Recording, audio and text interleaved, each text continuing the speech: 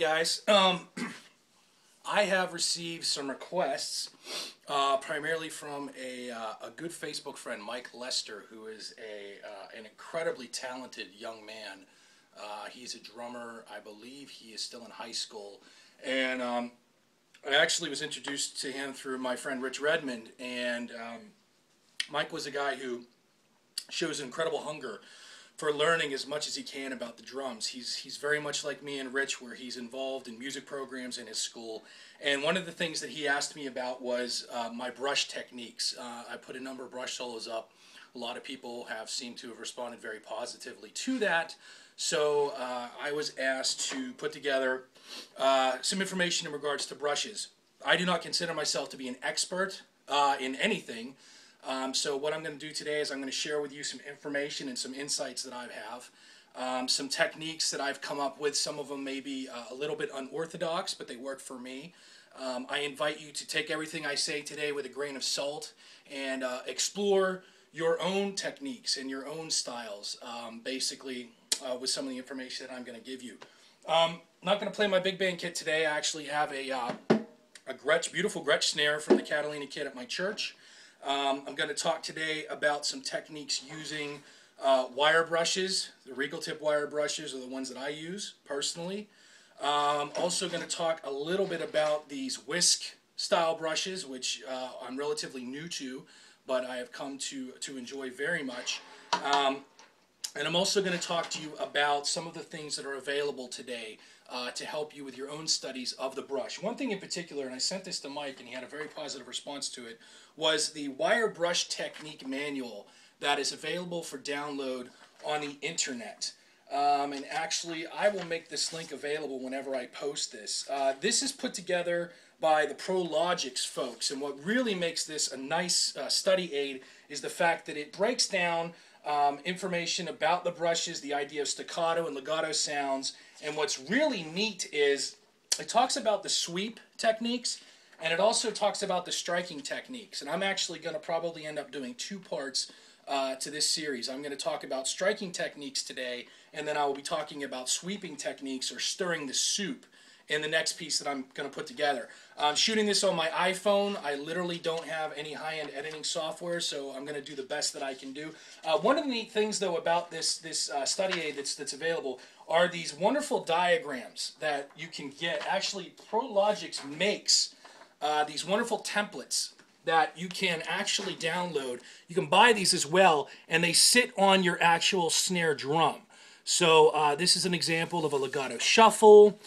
This is a fast swing technique. What's nice is you see the sweeping motions laid out in the diagram as well as the striking motions here in orange. So ProLogix has really created just an absolute tremendous training aid for these. Some of them are a little bit more complicated than others, but these, I liken them to the dance step diagrams that people back in the 1970s used when they were trying to learn some of those dances like the hustle and stuff like that. It really helps you as far as placement of the brushes on the actual drum, and it also helps you with the motion techniques, because there is an actual sort of system to the idea of integrating the sweeping techniques with the striking techniques. And these are time-honored traditions, I guess, in jazz and swing music and in a lot of the lighter music today that harkens way back to the days of the beginning, when guys like Gene Krupa really made the brushes just an art form almost, in the way that they were able to incorporate them into their playing, and really became the backbone of a lot of the early lighter swing and jazz music. Actually, there was a point in time where brushes were used predominantly in recordings because of the equipment. It was so sensitive. A lot of times engineers wouldn't even allow bass drums or cymbals in the studio. So a lot of times the drummer had a snare drum and he had a set of brushes, and that's basically all that he had to work with. So what I'm going to talk about today is some of the techniques that I've come up with in regards to the brushes. And before I really get into that, I want to talk about the philosophy of brushes. You know, a lot of people out there say, well, I'm not a jazz drummer, I'm not a swing drummer, why do I need to learn anything about the brushes, you know? And my friend Daniel Glass of the Brian Setzer Orchestra and the Royal Crown Review is probably the most predominant drum historian that I'm aware of today, and he does a tremendous amount of work trying to preserve and present the early ways of drumming, the roots of percussion, the roots of American music in regards to drumming. And he always talks about dance music. He always says, you know, your job as a drummer is to make people dance. Whether you're a heavy metal drummer or an R&B drummer or a country drummer or a rock drummer, you know, whatever genre you play in, your job is to get people to dance. And it may not be the traditional idea of people out on the floor doing the Lindy Hop, but the idea of them having a physical reaction to what you're doing, you know, headbanging or you know, this kind of stuff. I mean, that in itself is a physical reaction to the pulse of the percussion that you're putting out there. And as a drummer, it's your job to make people feel the heartbeat of what you're trying to do. I look at the brushes a lot in the same way. It really doesn't matter what kind of genre of music you play in. Dynamics are an integral part of becoming a skilled drummer. And dynamics aren't just with, you know, you have to play quietly because you're in a church or in a room that doesn't lend itself to the use of sticks. Playing quietly in dynamics should be an integral part of your playing and an integral part of whatever genre that you're in. Dynamics also help with endurance. You know, these guys that go out there, these touring drummers, these guys got to play 90 minutes a night. They learn how to maximize their physical capabilities, but they also understand that they have to pace themselves. So I think the brushes lend themselves to a lot of benefits for all drummers. It helps you with your dynamics. I think it helps you to understand a different philosophy when it comes to drumming, and I think it also helps with not just your style, but your endurance. You know, a lot of people say, well, you can't play with hot rods. Steve Gold, one of my favorite Christian drummers, said, you know, if you don't like hot rods, you don't know how to use them. You need to take whatever you're required to put into these hands and find a way to integrate them into your playing and use them to the best of your ability. So I think that even if you have a rudimentary understanding of brushes, it will benefit you as a drummer in all of your playing. And what you do with these brushes can very easily be translated with sticks on your kit.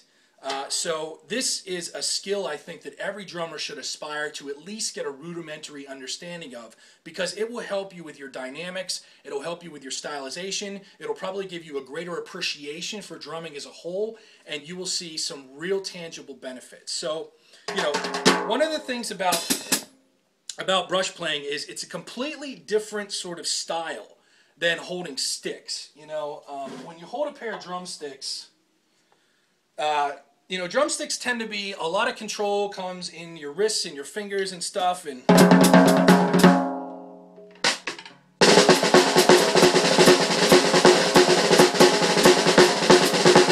know what I mean? When you're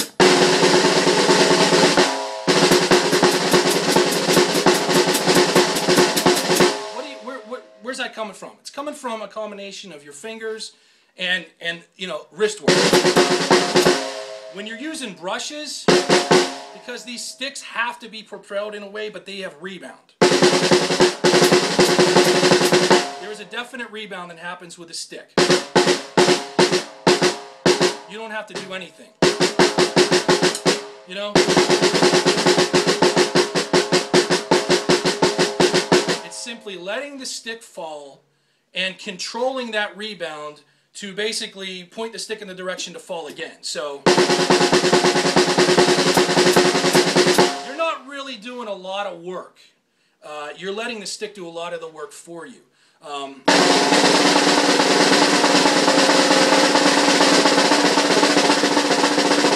all rebound. Brushes don't rebound. Brushes don't have that kind of response on the head. So you have to literally force that brush, force that rebound, so to speak. So to get something going with the brushes, you really have to look at it more like flicking.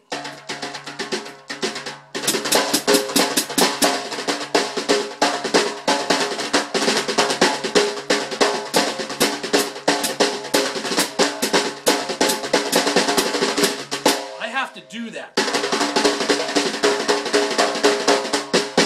I have have to make that brush. I have to make that brush respond. And the way that I do that, they call it swatting flies, and that's really what it's like. You know, think about when you were first learning single stroke rolls. You know, whether you're match gripped,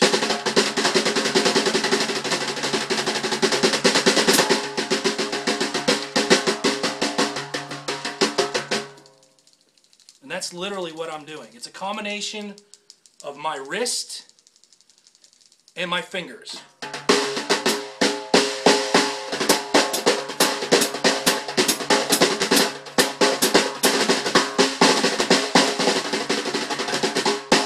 The other thing about the brushes is you're also doing a lot of times a combination of not just up and downs, but almost like a side to side kind of thing.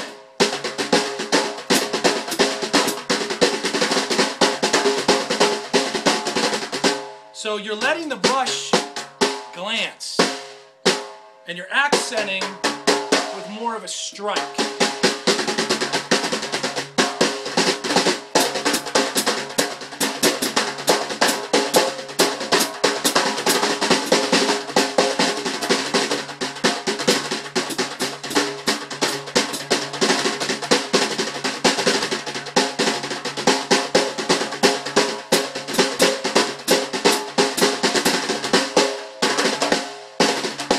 Think about that. It's like a 3-stroke roll. Right? The other neat thing is brushes really respond differently to different sections of the head. You know, it's more noticeable when you turn the snares off. So you can use that to your advantage by looking at the entire head as your playing surface and playing around the outer edges to get a lighter response and hitting the interior or the center of that head to get more of a tom, you know, more of a striking response. So you can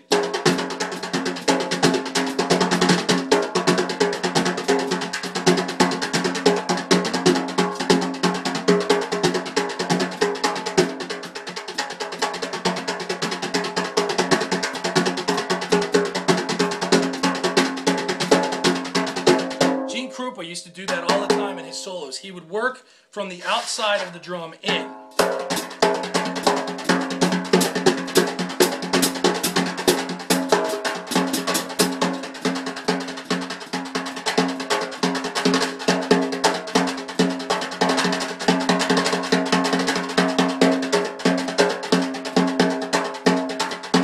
It's very melodic. You play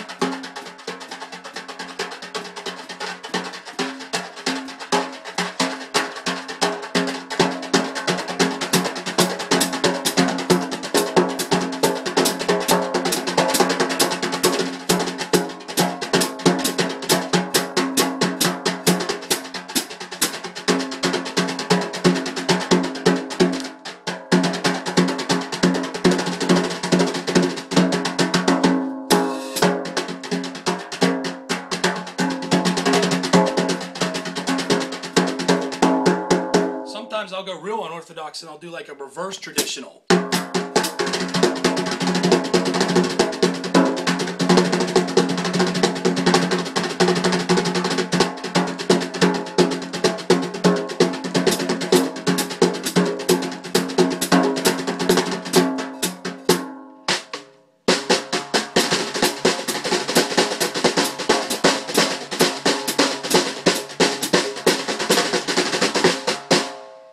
Cymbals.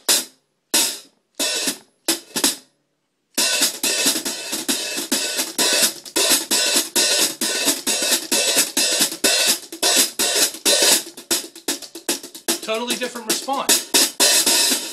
You have to force. You have to force it. So it's a completely different feel from the sticks, and it's a completely different philosophy. Think of it as a combination of a whip, almost a whipping effect. These guys here, I mean, these are whisk brushes. you gotta whip these. I mean, if you look at them, you know, they're very much like hot rods that have broken open, you know, so they're very sort of open.